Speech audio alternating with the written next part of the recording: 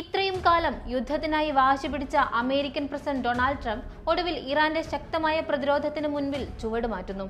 ഇറാനെതിരെയുള്ള വ്യോമാക്രമണങ്ങൾ പെട്ടെന്ന് നിർത്തിവെക്കാനും നയതന്ത്രത്തിന് ഒരു അവസരം നൽകാനും ട്രംപ് തീരുമാനിച്ചതോടെ ഇസ്രായേൽ പ്രധാനമന്ത്രി ബെഞ്ചമിൻ നെതന്യാഹു ആകെ അങ്കലാപ്പിലായിരിക്കുകയാണ്. ഇരുവരും തമ്മിൽ നടന്ന സുദീർഘമായ ഫോൺ കോളിന് ശേഷം നെതന്യാഹുവിന്റെ തലയ്ക്ക് തീപിടിച്ച അവസ്ഥയാണെന്നാണ് അന്താരാഷ്ട്ര മാധ്യമമായ ആക്സിയോസ് വെളിപ്പെടുത്തുന്നത്. എന്താണ് ഈ ചുവടുമാറ്റത്തിന് പിന്നിൽ? ഇറാന്റെ സൈനിക ശേഷിയും തന്ത്രപ്രധാനമായ നിലപാടുകളും തന്നെയാണ് അമേരിക്കയെ പുനർചിന്തനത്തിന് പ്രേരിപ്പിച്ചത്.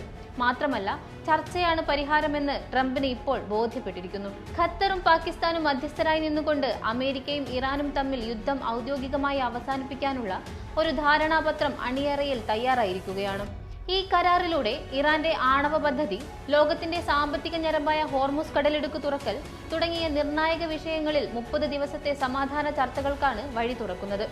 ആളപായം ഒഴിവാക്കാനും ഒരു യുദ്ധ കരാറിലെത്താനും അമേരിക്ക ആഗ്രഹിക്കുമ്പോൾ ഇറാന്റെ ഈ നയതന്ത്ര വിജയം ഇസ്രായേലിനെ അങ്ങേയറ്റം ഭയപ്പെടുത്തുന്നുണ്ട്.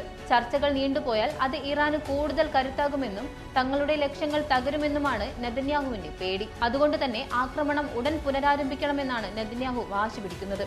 എന്നാൽ അമേരിക്കയുടെ ഈ പിന്മാറ്റവും സമാധാന നീക്കവും ഇസ്രായേൽ ക്യാമ്പിൽ വലിയ ആശങ്കയാണ് ഉണ്ടാക്കുന്നത്. ട്രംപിന്റെ ഈ പുതിയ നീക്കം കടുത്ത ആശങ്കയുണ്ടാക്കുന്നു എന്നാണ് ഇസ്രായേൽ എംബസി അമേരിക്കൻ നിയമനിർമ്മാതാക്കളെ രഹസ്യമായി അറിയിച്ചത്. ട്രംപിനെ നേരിട്ട് കണ്ട് സമ്മർദ്ദം ചെലുത്താൻ നെതന്യാഹു യുഎസിലേക്ക് പറക്കാൻ ഒരുങ്ങുകയാണെന്നാണ് ഏറ്റവും പുതിയ റിപ്പോർട്ടുകൾ.